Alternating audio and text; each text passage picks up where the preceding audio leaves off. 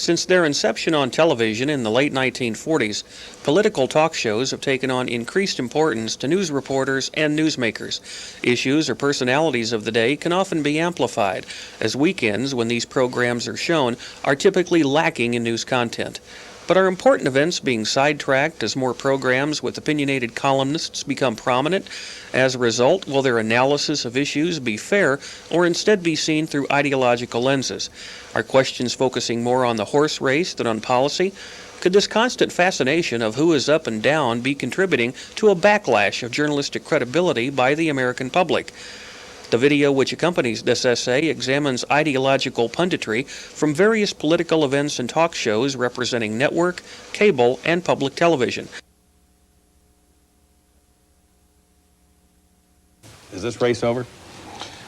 Almost.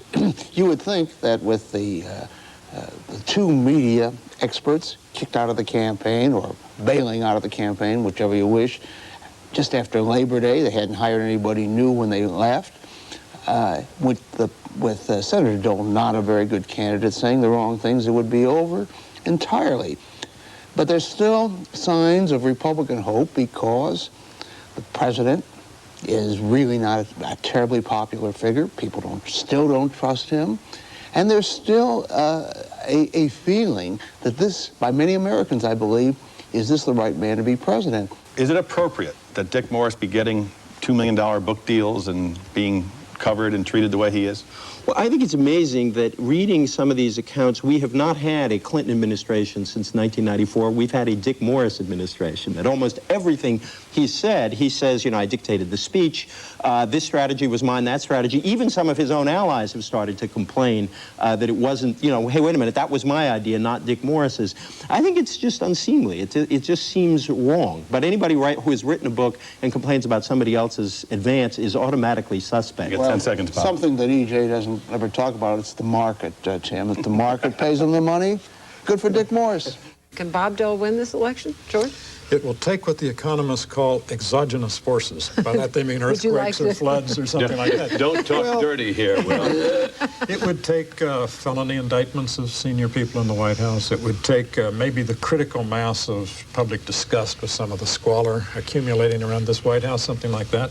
But right now the country is happy. The unemployment rate is 5.1%.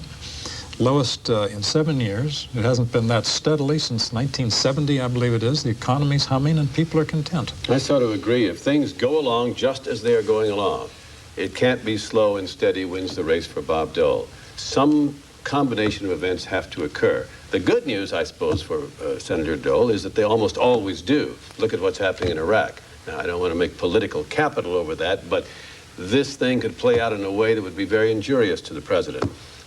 That would give him an opening.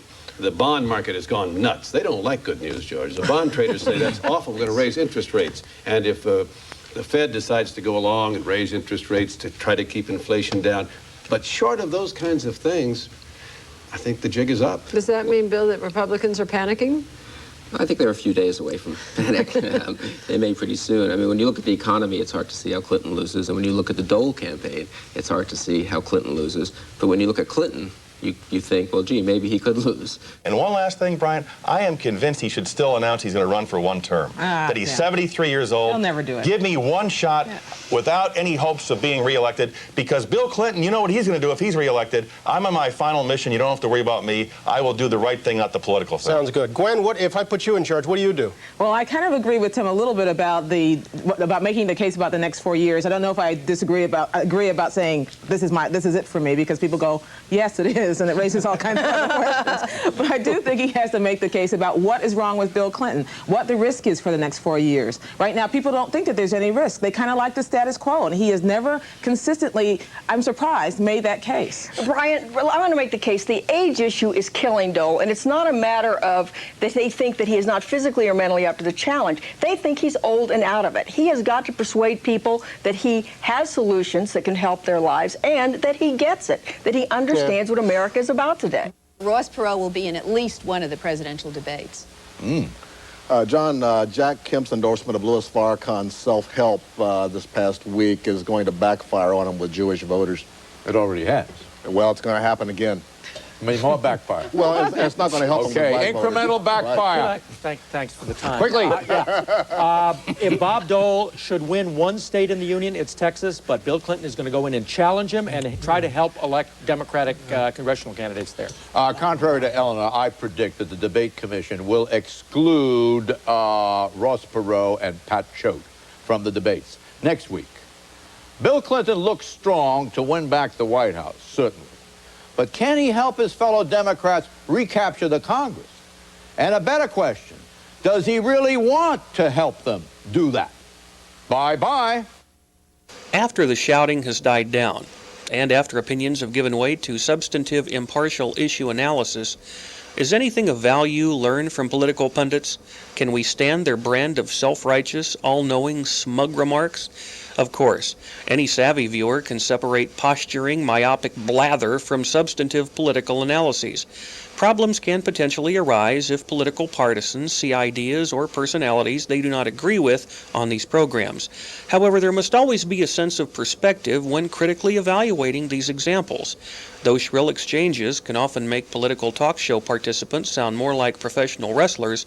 Solid information can still be obtained. For those viewers who intensely dislike the genre, low-key programs like Washington Week in Review on PBS or Washington Journal on C-SPAN, the latter featuring viewer questions, faxes, and email, may prove to be preferable fare. For the rest, it is a matter of not taking issues personally with reporters or columnists and turning the television volume down a bit when they air.